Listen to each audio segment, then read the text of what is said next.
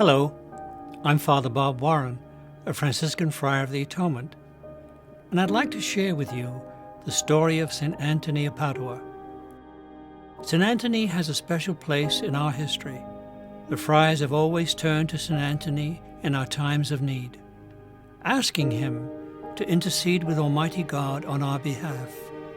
Since the earliest days of Greymoor, we have referred to him as our big brother. St. Antony of Padua is one of the Catholic Church's most popular saints.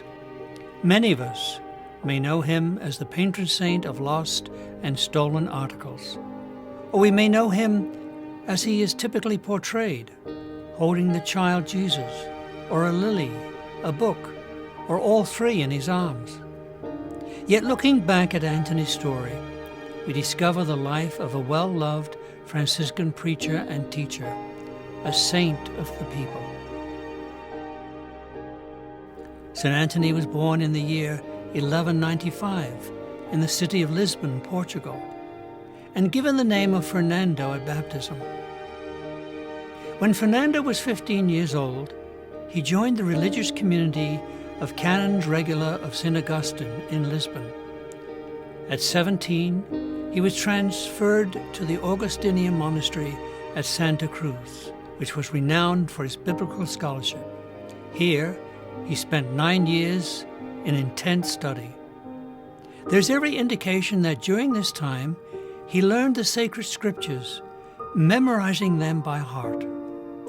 When he was 25 years old, Fernando encountered 5 Franciscan friars who were on their way to Morocco, most likely to die as martyrs for the gospel. 5 months later, the bodies of these 5 were brought back from Morocco. Fernando was deeply moved by their deaths. These men had risked their own lives out of love of the gospel, and Fernando was inspired and determined to do the same. In his enthusiasm, he went to the Franciscan friary and said to the friars, "If I may go to Morocco and imitate these brothers, I will gladly join you." Soon after, with the reluctant permission of his Augustinian superior, he joined the friars, taking the name Antony after the patron saint of the friary, St. Antony of the Olives. True to their promise, the Franciscans allowed Antony to go to Morocco to be a witness for Christ, and if necessary, be a martyr as well. However, God had other plans for this generous young man. Soon after arriving in Morocco, he became seriously ill, and after several months, realized he had to go home. On the return voyage, the ship ran into a violent storm, and they were blown off course all the way to Sicily, where they landed at Messina. In Messina, Antony found a group of friars who took him in and nursed him back to health.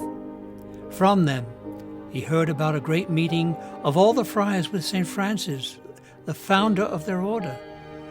And though still ill, he accompanied these friars north to Assisi.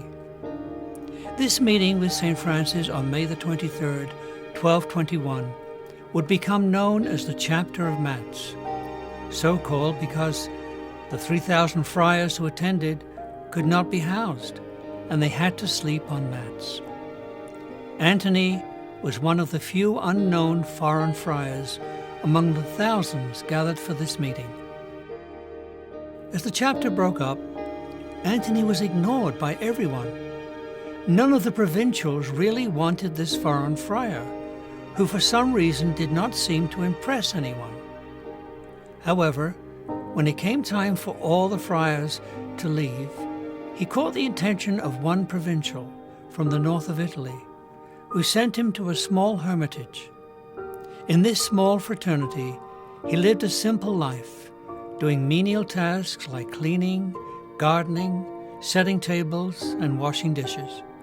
He was known at the time only as a simple brother who lived cheerfully among his brethren in contemplation and fraternity, in poverty and joy. This time lasted for a period of 12 months. Perhaps we would never have heard of St. Antony if he hadn't gone to an ordination of some Dominicans and Franciscans in 1222. It seems that the person who had prepared the sermon for the ordination didn't make it, and so the provincial asked that one of the Franciscan friars give a short sermon. As it turned out, Antony was asked to give a few simple words. Antony stepped forward and began to speak in a simple, artless way. Yet the fire within him became evident as he continued to speak. His deep knowledge was unmistakable, but his holiness was what really impressed everyone there. Now he was exposed, and his quiet life of prayer and penance at the hermitage was exchanged for that of a public preacher. Francis heard of Antony's hidden gifts, and soon he was assigned to preach in northern Italy. The problem with many preachers in Antony's day was that their lifestyle contrasted sharply with that of the poor people for whom they preached.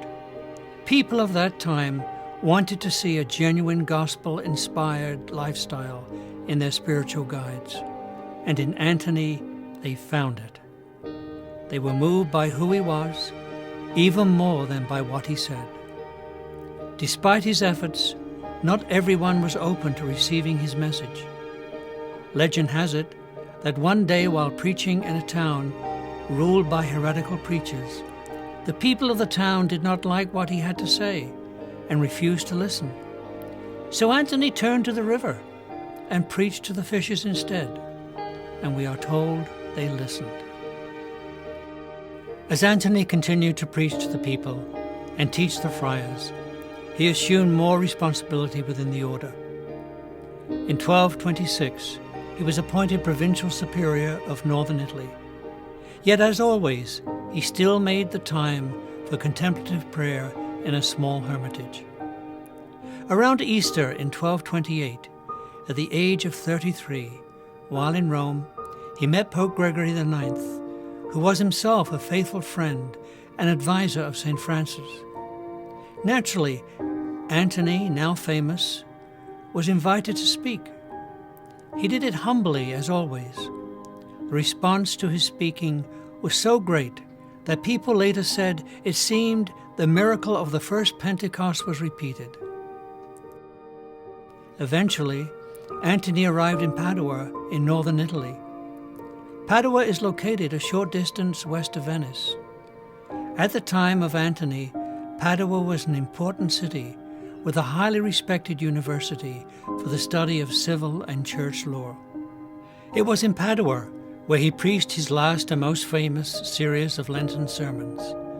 The crowds were so great, as many as 30,000, that the churches could not hold them. So he often preached in the town squares or open fields where greater numbers could gather.